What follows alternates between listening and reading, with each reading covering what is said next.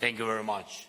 Thank you for your words, strong words about our people and about us. Thank you very much, Secretary. And I'm grateful to you for your personal leadership during all these years and your personal involvement, and the United States for coordinating this format and working together with us since the start of the full-scale war. Minister Pistorius and I dearly appreciate your help and Germany's impactful support for all our people, for Ukraine. Ladies and gentlemen, dear our friends, it's clear that a new chapter starts for Europe and the entire world just 11 days from now, at a time when we have to cooperate even more, rely on one another even more, and achieve even greater results together. And I see this as a time of opportunities, and in almost 3 years of full-scale war, we've shown that when we come and belong together, no one is too small to make a real impact on history. And we've come such a long way that it would honestly be crazy to drop the ball now and not keep building on the defense coalitions we've created, especially since they are already helping us grow and strengthen what's basically our shared defense power. No matter what's going on in the world, everyone wants to feel sure that their country will not just be erased off the map. That used to depend on a handful of big capitals, but now it's on all of us, on how we work together, how ready we are to own our future, and how well we can convince our partners to stand with us. The more determination we show in defending our interests, the more interest our partners, and especially the US, will see it's good to stay on our side. Yesterday I held a special meeting of the Supreme Commander-in-Chief's staff, and the focus was on the production and supply of drones for our soldiers, for our army, and electronic warfare. Drones are something that has already changed the nature of war. And the changes are far from over. Today there is a direct dependence to stop the advance of the enemy, to stop losing people and territories. We need drones. Drones detour the enemy, keep them at the distance. It can be done. Production of drones in Ukraine is more cost-effective than anywhere else. This year, we in Ukraine want to set a record for the number and quality of drones we produce and get from our partners. And we are focusing on drones that our brigades need to hold the front lines, and drones essential for ensuring security, like maritime drones and drones made for deep strikes on the enemy's military facilities and infrastructure in their territory. We've already signed a significant number of contracts, with many more still in the works, and I urge all of you to get even more actively involved in building up this arsenal of drones. Ukrainians have the most experience in Europe with using drones, and we also have the biggest capacity in Europe to produce drones. So first, please invest more in these Ukrainian strengths, because after the war it will also be your strength. Second, invest in the talented people in your countries who can help make all of us stronger in the drone field. Next, with most of the countries represented here, we already have bilateral security cooperation. I'm grateful to those countries with which we've signed bilateral security agreements, 27 of them as of today. And fully implementing these agreements is a real contribution, not only to our security in Ukraine, but also to your security. But we are a bigger number here in Ramstein, much more bigger. Let's pool our strengths together and make such agreements with all the participants. And I'm asking my Minister of Defense to work with the Secretary and with all the ministers to increase the number of these documents. Of course, if partners will support this idea. And I know that it will strengthen our front line, and it will also protect, which is very, very important, especially in winter, it will protect our energy sector too. Not only in Ukraine, but also in your lands. It will boost the security programs.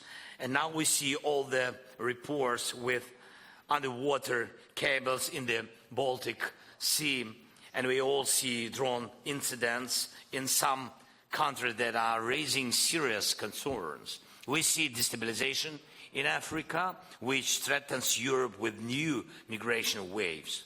And we are also learning more about how Russian intelligence paid militants in Afghanistan to target coalition soldiers. When your troops were present there, Moscow cashed in to kill your soldiers, American soldiers, NATO country soldiers. How can this be forgiven or forgotten? Russia's hybrid aggression and sabotage against the entire Western world is ongoing. And only by keeping and strengthening our cooperation, by boosting our agreements and coalitions, can we truly protect the normal lives of people in all our countries. I do everything I can to end this war with dignity for Ukraine and all of Europe this year, and I know I can count on your support. And we all must remember that ending the war is our shared goal, not Russians. It's what Ukrainians, Europeans, Americans, and many of our global partners want. Countries as far apart as Japan, Saudi Arabia, and Argentina also wish us peace. But here is the thing: Putin is not just holding on to his investments in aggression. He is doubling down. He has even started basically hiring soldiers from North Korea to keep this war going. North Korea studies modern warfare. They do not value their people, and we know it. They lose them 4,000 as for today. But Pyongyang gets experience cheap to re-export the war, maybe there in the Pacific. At the same time, this collusion with North Korea shows Putin's weakness, because no ruler in Moscow would ever lower themselves to back in Pyongyang unless facing critical problems. So we've got to keep the pressure on Russia. That's what ensures our soldiers get the weapons they need. That's what sanctions are for. And I'm asking all our partners, especially the US and the EU, to turn up the heat on Russia's energy sector.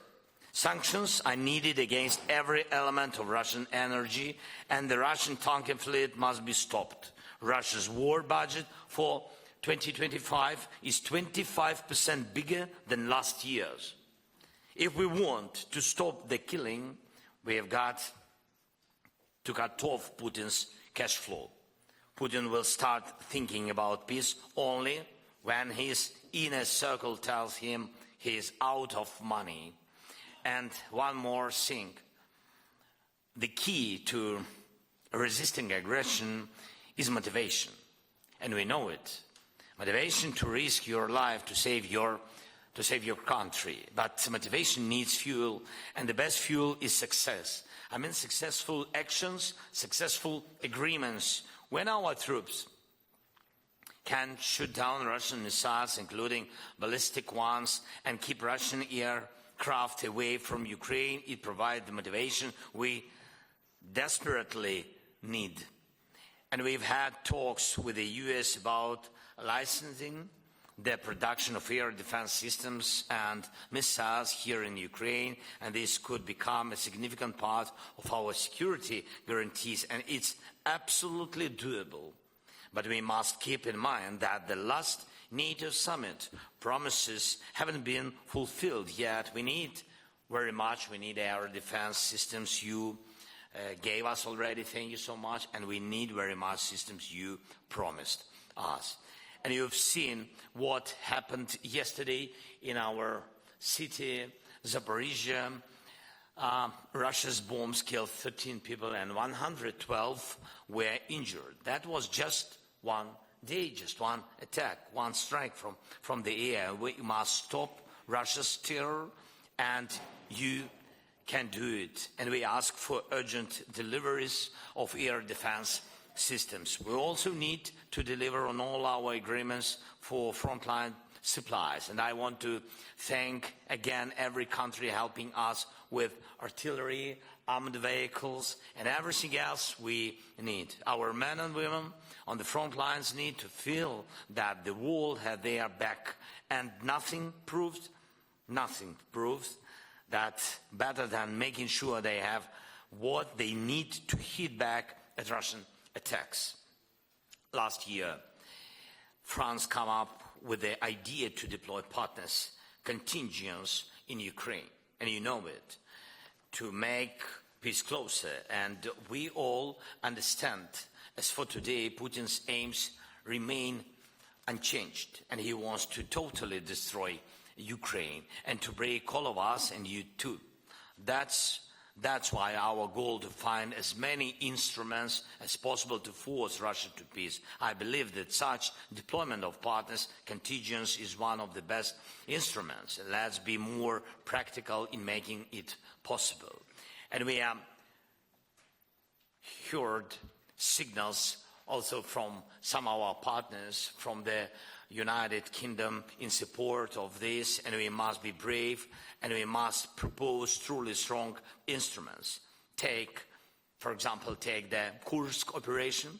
It's one of our wins, I think one of the biggest wins, not just last year, but throughout the war. Russia had to pull almost 60,000 troops of the Ukrainian front to deal with it. And as of this Monday, it's been 5 months since our troops have maintained a buffer zone on Russian territory. Many of Russian threats and bold claims turned out to be bluffing, especially after Ukraine's moved into the Kursk region. And I'm sure even more of their threats will prove to be bluffs if we all work even harder. Even harder together to push Russia toward peace. Thank you very much for your attention. Thank you, Secretary. Stay confident. Slava Ukraini. Thank you so much.